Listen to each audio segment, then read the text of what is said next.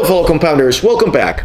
Today I'll show you an easy way to invest in real estate and receive a consistent income stream. In the past, I've owned rental property in Florida, and let me tell you that it's not as easy as you think. To invest directly in real property, you have to find the property, do due diligence, negotiate the process, get a loan, buy the property, rent it, and deal with the tenants. Trust me, it's a real hassle. But there's a better way. Imagine owning a piece of these magnificent buildings and collecting dividends. Welcome to the world of REITs, Real Estate Investment Trust. If you've ever been curious about investing in real estate without the hassle of property management, then stick around. This video is for educational purposes only and should not be considered financial advice. I am not your financial advisor, and you are responsible for your own financial decisions. Over the years, I've simplified my real estate investing. I've transitioned from investing directly in real properties to mostly investing through REITs. In this video, we'll dive deep into REITs, how to invest in them, the different types of REITs, and the pros and cons compared to traditional real estate investments. A REIT, or Real Estate Investment Trust, is a company that owns, operates, or finances income-producing real estate across a range of property sectors. They provide a way for individual investors like you and me to earn dividends from real estate investments without having to buy, manage, or finance any properties themselves. When you buy a stock of a REIT, you become a part owner of the REIT and have the right to your portion of the profits. In the US and most countries that have REITs, they are required to pay 90% of their earnings as dividends. Historically, if you wanted a piece of the real estate pie, you needed significant capital, but REITs have revolutionized that by democratizing access to some of the world's best real estate assets. Nowadays, using REITs, you can be a real estate investor with as little as $1 by using a broker that allows fractional shares. There are different types of REITs based on the property sectors they focus on. Let's review them. 1. Retail REITs. These own and operate shopping malls, strip malls, and other retail spaces. An example of a retail REIT is Simon Property Group, symbol SPG. This is one of the largest retail REITs that operates numerous shopping malls across the US and internationally. Number 2, residential REITs. They focus on apartment buildings, multifamily communities, and sometimes even single-family homes. An example of a residential REIT is Equity Residential, ticker EQR. They primarily focus on rental apartments properties in urban and high-density suburban coastal gateway markets. Number 3, office REITs. They invest in office buildings that derive their income from tenant rents. For example, Boston Properties, ticker BXP. They are a major office REIT with properties in cities like Boston, New York, and San Francisco. Number 4, industrial REITs. They own and manage industrial facilities such as warehouses and distribution centers.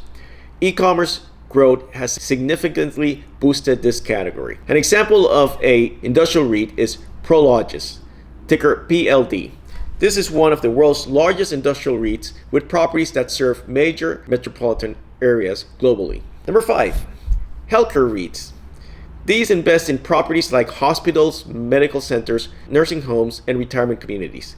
For example, Welltower Inc., ticker WELL. They focus on senior living communities, post-acute care facilities, and other healthcare properties. Number 6, hotel REITs. You guessed it, they own and operate hotels. Their income can be more volatile as it's often tied to the health of the travel and tourism industry. For example, Host Hotels and Resorts, ticker HST, is a prominent hotel REIT that owns a variety of luxury and upscale hotels. Number 7, data center REITs. These focus on real estate necessary for housing servers and other data storage equipment, benefiting from the growth of the digital economy. Basically, these REITs rent places for people like Amazon, who has for Amazon Web Services.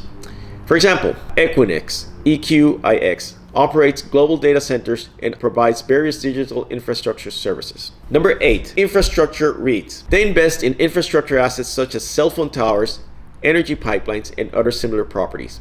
An example would be American Tower Corporation, ticker AMT, which specializes in multi-tenant communications real estate like cell towers. This is where Verizon, T-Mobile, and AT&T hook up their antennas for the cell phone coverage. Number 9, mortgage REITs, or MREITs. Rather than owning real property, these REITs deal with the financing side, investing in mortgages or mortgage-backed securities. For example, Annaly Capital Management, ticker NLY. They are a well-known MREIT that invests in mortgage pass-through certificates and other mortgage-backed securities. Number 10, Specialty REITs. These can focus on unique niches not covered by the categories above. For example, innovative industrial properties, ticker IIPR. It focuses on medical use cannabis facilities. And number 11, diversified REITs. These REITs invest in a mix of property types instead of focusing on just one category. For example, Vornado Realty Trust, ticker VNO. They have a diverse portfolio including office, retail, and residential properties. Each of these REIT categories has its own set of market dynamics, risk, and growth opportunities. When considering an investment in a specific REIT, it's crucial to understand the nuances of its specific sector as well as the broader real estate market. If this is too complicated and you don't want to do the research to understand the different REITs, you can just buy a REIT index fund that would include all categories. I'll tell you more about this later in the video. Now, let's understand why someone would choose REITs over buying a property directly. Here are the advantages of REITs. Number 1, liquidity. REITs are traded on stock exchanges, making them easier to buy and sell. It is very easy to invest in real estate using REITs. You can buy a REIT in seconds versus having to close on a piece of property, which would take most likely several weeks. Number 2, diversification. Your risk is spread across multiple properties and often sectors. Number 3, REITs are hands-off vehicles. There's no need to play landlord or handle property maintenance. For me, this is the best part of REITs. Number 4, dividends. REITs are mandated to distribute most of their income as dividends. So now let's compare them to the advantages of direct real estate investing. Number 1, control. Direct ownership means direct control over the property. You can select the tenants, you can decide what you want to do, the color that you want to paint the property. It's all your decision.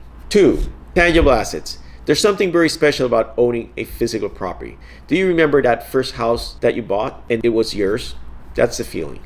Number 3, potential appreciation. If property values go up, you reap the benefits directly. You can sell it or you can take out a larger loan against it.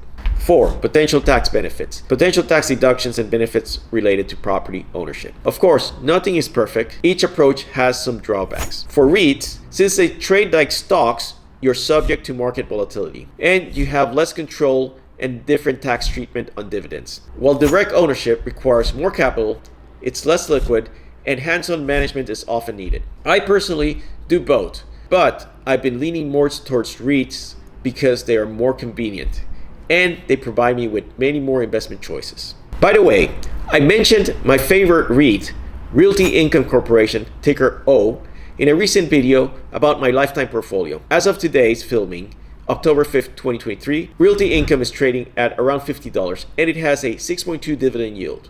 Here's the link to that video. So, how does one invest in REITs? It's very simple. First, you need to choose a broker to set up a brokerage account. So, I use Fidelity, Schwab, Merrill Lynch, and M1 Finance. Second, open the account. Ready your personal details and some initial funds. And 3, select and buy. Research and pick a REIT or several REITs, then purchase shares, just as regular stocks. Now, to evaluate REITs, you need to follow and understand these key indicators. First, funds from operations, FFO. Think of this as a REIT's earnings. 2, net asset value. It's a measure of the REIT's total property value minus its liabilities. 3, debt metrics. Remember, too much debt can be risky. 4, dividend yield. One big reason that people love REITs is for the dividends. This metrics tells you how much bang you get for your buck. Now, let's talk about REIT index funds. This is the option to invest in the real estate sector without having to do much homework on individual REITs. A REIT index fund is a type of fund that invests in an index of real estate companies, primarily REITs. It's pretty much a basket of REITs. Instead of picking individual REITs, these funds let you spread your investment across many REITs, offering more diversifications. Popular REIT index funds include VNQ by Vanguard, IYR by iShares, and RWR by Spider, SPDR. How to evaluate REIT index funds? Well, much of what we learned about evaluating REITs applies here, but focus on these metrics also. 1, diversification. Check which REITs are in the fund. More diversity often means lower risk. 2, fees. Lower fees can save you a lot over time, so make sure you're getting the ones with the lowest fees possible. 3. Dividend yield. This is the annual dividends divided by the price you paid for the stock. And 4. Performance history. Past performance isn't a guarantee, but it can give you an idea of what you could expect from a REIT. And one last thing you should be aware of is taxes. Each country is different, so check with your advisor. I can only speak to you about my experience in the United States.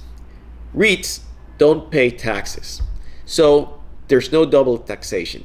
They pass 90% of the income to the investors as dividends. So the ones that actually pay the taxes are the investors. Investors pay taxes on the dividends that they receive. In the US, REITs dividends can be taxed as ordinary income, which most of the dividends you receive from REITs will be taxed as ordinary income, which means they will be taxed at your regular income tax rate. This is because REITs typically generate income from rents or interest on mortgages, which are considered ordinary business income. Number 2, qualified dividends. In some cases, a portion of the dividends you receive may qualify for a reduced tax rate as qualified dividends. These dividends would be taxed at the long-term capital gains rate. However, this is generally the exception rather than the rule for REITs. Most of the dividends you receive from REITs will not be classified as qualified dividends. Number 3, return of capital. Some REIT dividends may be classified as return of capital. Essentially, this means that the REIT is returning some of the investor's original investment. These dividends are not immediately taxable. Instead, they reduce the cost basis of the REIT investment, which can affect the capital gains or losses you realize when you sell the shares. If the return on capital exceeds your cost basis, then any excess is taxed as a capital gain. Number 4, Section 199A dividends. The Tax Cuts and Jobs Act introduced a new deduction in 2017, which allows taxpayers to deduct up to 20% of qualified business income from a pass-through entity, which includes REITs dividends. This means that individual taxpayers might be able to deduct up to 20% of their REIT dividends, subject to certain conditions. Number 5, holding period. To get some tax benefits for certain tax rules like the qualified dividend rate, there may be a required holding period for the REIT shares. You usually need to hold the shares for more than 60 days. Check with your tax advisor. Number 6, foreign investors.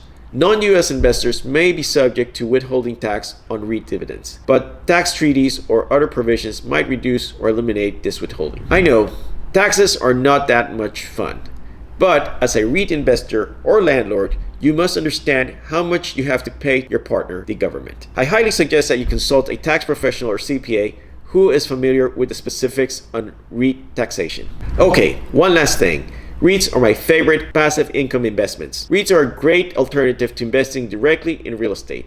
They are liquid and easy to invest in. They are much more convenient since they have their own management. I don't have the hassle of having to deal with tenants, and you receive regular dividends. Thanks for watching. Remember to always be compounding. See you in the next video. Take care.